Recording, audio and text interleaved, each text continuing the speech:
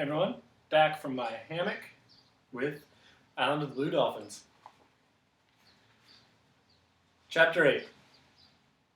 The wind blew strong as we climbed the trail, covering the mesa with sand which sifted around our legs and shut out the sky.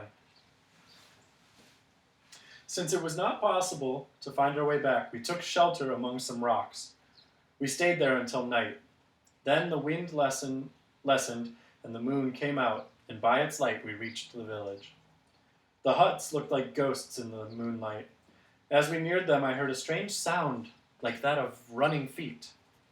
I thought that it was a sound made by the wind, but when we came closer, I saw dozens of wild dogs scurrying around through the huts. They ran from us, snarling as they went. The pack must have snuck into the village soon after we left, for it had gorged itself upon the abalone, which we had not taken. It had gone everywhere searching out food, and Ramo and I had to look hard to find enough for our supper. While we ate beside a small fire, I could hear the dogs on the hill not far away, and through the night their howls came to me over the wind. But when the sun rose and I went out of the hut, the pack trotted off toward its lair, which was at the north side of the island in a large cave. That day we spent gathering food. The wind blew and the waves crashed against the shore, so we could not go out on the rocks. I gathered gull eggs on the cliff, and Ramo speared a string of small fish in one of the tide pools. He brought them home, walking proudly with the string over his back. He felt that in this way he had made up for the trouble which he caused. With the seeds I'd gathered in a ravine, we had a plentiful meal, although I had to cook it on a flat rock. My bowls were at the bottom of the sea. The wild dogs came again that night. Drawn by the scent of fish, they sat on the hill, barking and growling. I could see the light from the fire reflecting in their eyes. At dawn they left again. The ocean was calm on this day, and we were able to hunt abalone among the rocks. From seaweed we wove a rough basket, which we filled before the sun was overhead. On the way home, carrying the abalone between us, Ramo and I stopped on the cliff. The air was clear, and we could look far out to sea in the direction the ship had gone. "Will it come back today?" Ramo asked. "It may," I answered him, though I did not think so. "More likely," I said, "it will come after many suns, for the country where it has gone is far away." Ramo looked up at me, his black eyes shining. "I do not care if the ship never comes back," he said. "Why do you say this?" I asked. Ramo thought, making a hole in the earth with the point of his spear. "Why?" I asked again. "Because I like it here with you," Ramo said. "It is more fun than when the others were here. Tomorrow I'm going to where the canoes are hidden, and I'm going to bring one back to Coral Cove. We will use it to fish and to go looking around the island." "The canoes are too heavy for you to put into the water." "You'll see," Ramo said as he threw out his chest. Around his neck was a string of sea elephant teeth, which someone had left behind. It was much too large for him, and the teeth were broken, but they rattled as he thrust the spear down between us.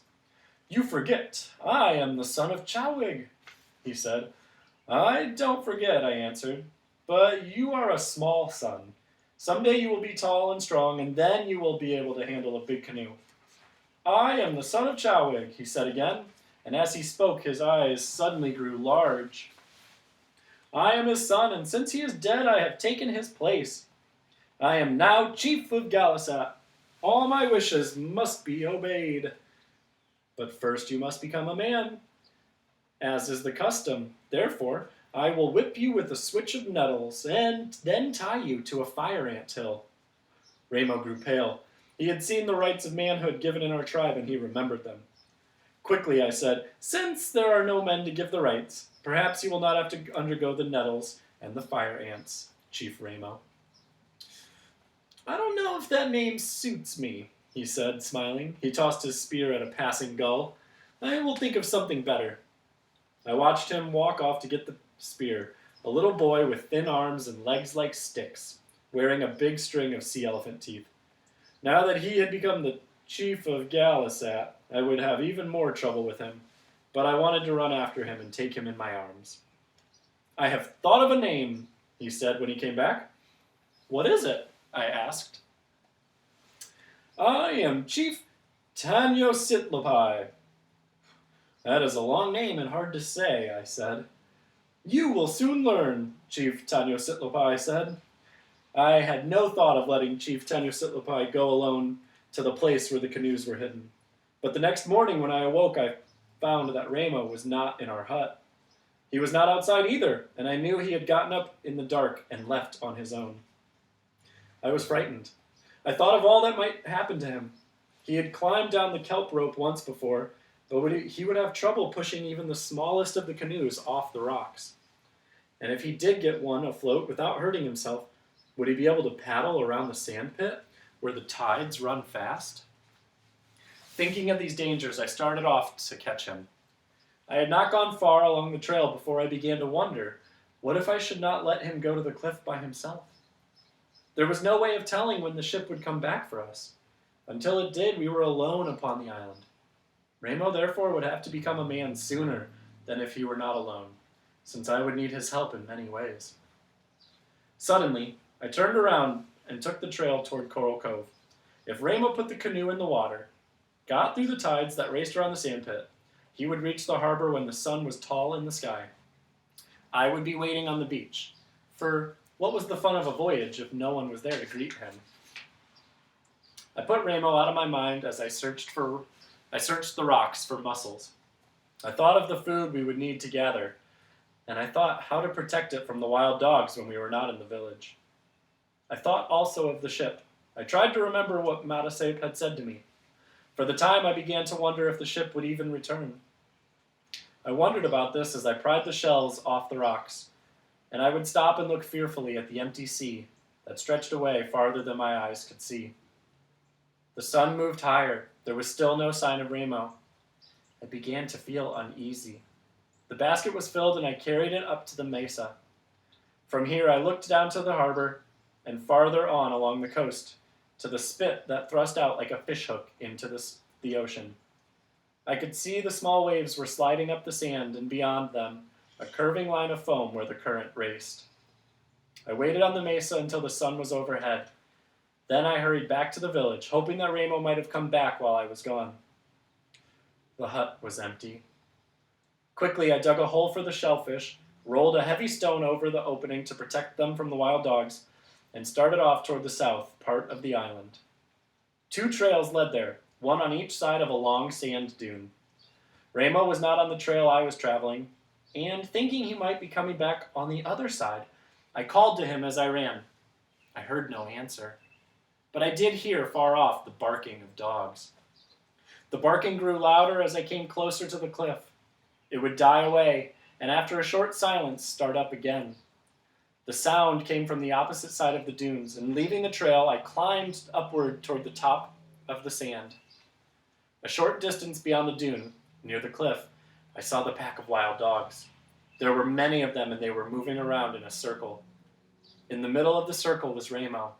He was lying on his back, and he had a deep wound in his throat. He lay very still. When I picked him up, I knew that he was dead. There were wounds on his body from the teeth of the wild dogs.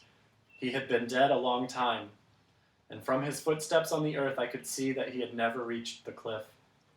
2 dogs lay on the ground, not far from him, and in the side of one of them was his broken spear. I carried Ramo back to the village, reaching it when the sun was far down. The dogs followed me all the way, but when I had laid him down in the hut and came out with a club in my hand, they trotted off to a low hill. The big gray dog, with long curling hair and yellow eyes, was their leader, and he left last. It was growing dark, but I followed them up the hill. Slowly they retreated in front of me, not making a sound. I followed them across 2 hills and a small valley to a 3rd hill, whose face was a ledge of rock. At one end of the ledge was a cave. One by one, the dogs went into it. The mouth of the cave was too wide and high to fill with rocks. I gathered brush and made a fire, thinking that I would push it back into the cave. Through the night, I would feed it and push the fire farther and farther back, but there was not enough brush for this. When the moon rose, I left the cave and went off through the valley and over the 3 hills to my home. All night I sat there with the body of my brother and did not sleep. I vowed that someday I would go back and kill the wild dogs in the cave. I would kill every one of them. I thought of how I would do it, but mostly I thought of my brother, Ramo.